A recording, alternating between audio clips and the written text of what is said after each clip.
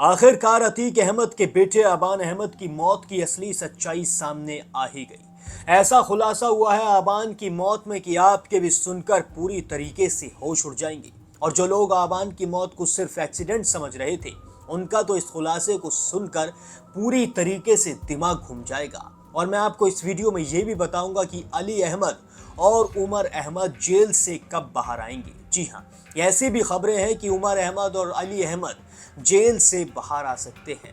मैं आपको सब कुछ बताऊंगा इस वीडियो में, इसलिए इस वीडियो को एंड तक जरूर देखिएगा और कहीं से भी स्किप मत करिएगा। आदाब, नमस्कार, सत श्री अकाल, peace to be with you दोस्तों। मेरा नाम है जुनैद भाटी और आप देख रहे हैं द न्यूज फीवर। जैसा कि आप सभी जानते हैं, अतीक अहमद के छोटे वाले बेटे आबान अहमद की भी मौत हो चुकी है। उसे सुपुर्द खाक भी कर दिया गया है। तीनों भाई सुपुर्द खाक में मौजूद थे। वहीं कयास लगाए जा रहे थे शाइस्ता परवीन के आने की, लेकिन शाइस्ता परवीन के आने की कोई भी खबर मिल नहीं पाई। ऐसा भी नहीं हो पाया कि शाइस्ता परवीन इस भीड़ में किसी को दिखाई दी हो। हालांकि अफवाह बहुत सारी उड़ाई गई थी। बहुत बार कहा गया था कि शाइस्ता परवीन आई थी, शाइस्ता परवीन बुर्का पहनकर आई थी, शाइस्ता परवीन औरतों की भीड़ में छुप कर आई थी, शाइस्ता परवीन अपने छोटे वाले बेटे को देखने के लिए इतनी ज्यादा बेकरार थी वो खुद को रोक ही ना सकी। लेकिन ये सारी बातें सिर्फ कयास है, सारी बातें सिर्फ अफवाह है, सारी बातें सिर्फ दिमाग की उपज है। कहीं भी ऑफिशियली तौर पर पुलिस ने या फिर किसी भी शख्स ने नहीं बताया है कि उसने शाइस्ता परवीन को आबान अहमद के जनाजे में देखा था। इसलिए यहाँ पर ये सारी बात ही ख़त्म हो जाती है। यहाँ पर ये सब कुछ ख़त्म हो जाता है कि शाइस्ता परवीन अपने छोटे बेटे के सुपुर्द खाक में पहुंची थी। कुछ लोगों ने तो यहाँ तक कह दिया था कि गुड्डू मुस्लिम के साथ शाइस्ता परवीन पहुंची थी। अब आप ज़रा सोच कर देखिए कि शाइस्ता परवीन गुड्डू मुस्लिम के साथ आखिर क्यों आई। वही गुड्डू मुस्लिम जिसका नाम आखिरी बार अशरफ अहमद के मुंह से निकला था। जब अशरफ अहमद को गोली लगने वाली थी, उससे ठीक कुछ सेकंड पहले अशरफ अहमद कहते नजर आए थे कि गुड्डू मुस्लिम। मेन बात यह है कि गुड्डू मुस्लिम, जी हाँ, इस तरीके के शब्द का इस्तेमाल किया था और तुरंत गोली उन पर चल गई थी, जिसके बाद उनकी मौके पर ही मौत भी हो गई थी। उस गुड्डू मुस्लिम के साथ आखिरकार शाइस्ता परवीन का क्या काम है, जो शाइस्ता परवीन उस गुड्डू बमबाज के साथ अपने छोटे बेटे के जनाजे में पहुंचेगी। इसलिए शाइस्ता परवीन का मामला यहीं खत्म हो जाता है। वो सिर्फ पुलिस जाने या फिर शाइस्ता परवीन के घर वाले जाने की आखिर शाइस्ता है कहाँ। और सबसे बड़ा सवाल ये भी है कि जब पुलिस ने सबको पकड़ लिया, जब पुलिस सबको पकड़ने में कामयाब रही, तो फिर वो शाइस्ता परवीन को आज तक क्यों नहीं पकड़ पाई। जी हाँ, 3 साल होने वाले हैं, आज तक शाइस्ता परवीन की क्या पुलिस को कोई लीड हाथ नहीं लगी। ये कैसे मुमकिन है? यहाँ भी कोई बहुत बड़ा झोल हो सकता है। और तो और चलिए, छोड़ दीजिए शाइस्ता परवीन को, गुड्डू मुस्लिम का पता आज तक पुलिस क्यों नहीं लगा पाई। आखिर कहाँ है गुड्डू मुस्लिम? गुड्डू मुस्लिम को आसमान खा गया या फिर जमीन निकल गई? जब अतीक और अशरफ की ऐसे खुलेआम हत्या हो सकती है, तो पुलिस गुड्डू मुस्लिम को क्यों नहीं निकाल सकती? गुड्डू मुस्लिम का पता क्यों पुलिस नहीं निकाल सकती? ये भी एक बहुत बड़ा सवाल निकल कर आ रहा है। जब अली और उमर जेल के अंदर इतने सालों तक बंद रह सकते हैं, तो एक गुड्डू बमबाज पुलिस के हाथ से कैसे फरार है? पुलिस के हत्थे ये गुड्डू बमबाज क्यों नहीं चल रहा है?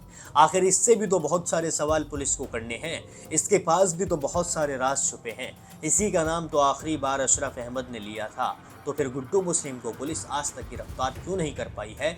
ये भी अपने आप में बहुत बड़ा सवाल निकल कर आ रहा है। लेकिन अब आबान अहमद की मौत पर हम आ जाते हैं। आबान अहमद के एक्सीडेंट का एक बहुत खतरनाक वीडियो निकल कर सामने आ चुका है। जी हाँ, जिस वक्त आबान अहमद की गाड़ी क्रेटा का एक्सीडेंट हुआ, उसी वक्त का ये वीडियो निकल कर आया है। और इस वीडियो में साफ तौर पर देखा जा सकता है कि किस तरीके से ये क्रेटा डिवाइडर में जाकर टकराई है और कितनी ज़्यादा स्पीड से ये क्रेटा उस वक्त चलती हुई नज़र भी आ रही थी। लेकिन इसी वीडियो में एक ऐसी चीज़ भी है जिससे शक हो रहा है कहीं ना कहीं कि ये एक्सीडेंट ही है या फिर कुछ और है। जी हाँ, ऐसी चीज़ मैं आपको अभी बताता हूँ। जैसे कि ये वीडियो है, ये डैश कैम में रिकॉर्ड हुआ है। एक आबान अहमद की गाड़ी है, उसके पीछे एक और गाड़ी चल रही है। इसी गाड़ी का ये डैश कैम है जिसमें ये पूरी घटना रिकॉर्ड हो गई, जिसमें ये वीडियो बन गया। जी, आप वीडियो में साफ तौर पर देख सकते हैं कि किस तरीके से आबान अहमद वाली जो गाड़ी है कितनी स्पीड में जा रही है और अचानक से एक ट्रक आता है जिसे ये गाड़ी ओवरटेक करती है। और जैसे ही ये ट्रक निकल जाता है तो गाड़ी का एकदम से नियंत्रण बिगड़ जाता है।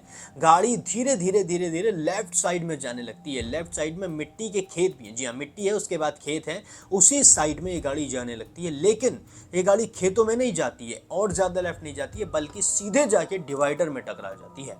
और ये टक्कर इतनी ज़्यादा खतरनाक और इतनी ज़्यादा भयावह होती है कि गाड़ी का चूरा चूरा बन जाता है। लेकिन यहाँ ये सवाल खड़ा हो रहा है कि आखिर जो ड्राइवर गाड़ी चला रहा था वो ऐसे सीधे डिवाइडर की तरफ कैसे लेकर जा सकता है। ये तो तभी संभव है जब गाड़ी के ब्रेक फेल हो जाए। जी हाँ, यहाँ ये तभी संभव हो सकता है जब गाड़ी के ब्रेक फेल हो गए हों।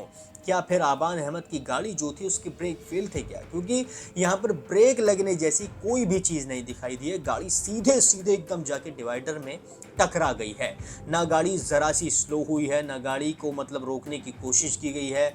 या तो ड्राइवर की नींद लग गई, ड्राइवर को नींद आ गई, इस वजह से वो सीधे जाके डिवाइडर में टकराएगा। लेकिन यहाँ ये भी सवाल है कि अगर नींद आ ही गई होती तो फिर वो ओवरटेक कैसे करता? जी हाँ, फिर वो ओवरटेक कैसे करता? उस जो गाड़ी थी बराबर में उसे कैसे ओवरटेक करता?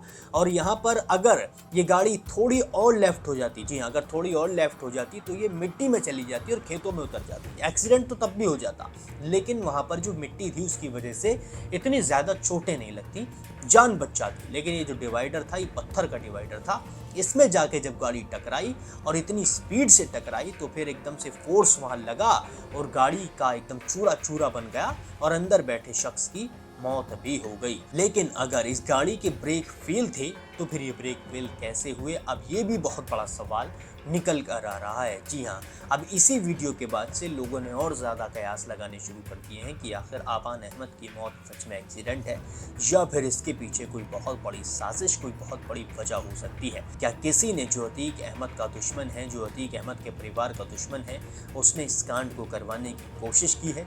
क्या अतीक के छोटे बेटे को मरवाया है? जी हाँ, इस तरीके के सवाल अब सोशल मीडिया पर लगातार चलते नजर आ रहे हैं। अब पुलिस इस मामले की पूरी तरीके से दोबारा से जांच पड़ताल भी कर रही है, पुलिस इस वीडियो की शिनाख्त भी कर रही है और पुलिस जल्दी से जल्दी अपना फैसला भी सुनाएगी। तो वहीं दूसरी तरफ अली अहमद और उमर अहमद बार बार पुलिस के सामने, जज के सामने, सरकार के सामने गुहार लगाते नजर आ रहे हैं कि कैसे भी करके अब उन्हें छोड़ा जाए। बहुत हो गया, जो होना था वो हो गया, अब उन्हें और ज़्यादा ना सताया जाए। लेकिन अब देखना यही बाकी होगा कि सरकार इन दोनों भाइयों की गुहार सुनती है या फिर इन्हें अभी और जेल के अंदर रहना पड़ सकता है। इस पूरे मामले पर आप क्या सोचते हैं, मुझे कमेंट सेक्शन में ज़रूर बताएं। बाकी और भी सारे अपडेट्स के लिए चैनल को सब्सक्राइब भी ज़रूर कर लें।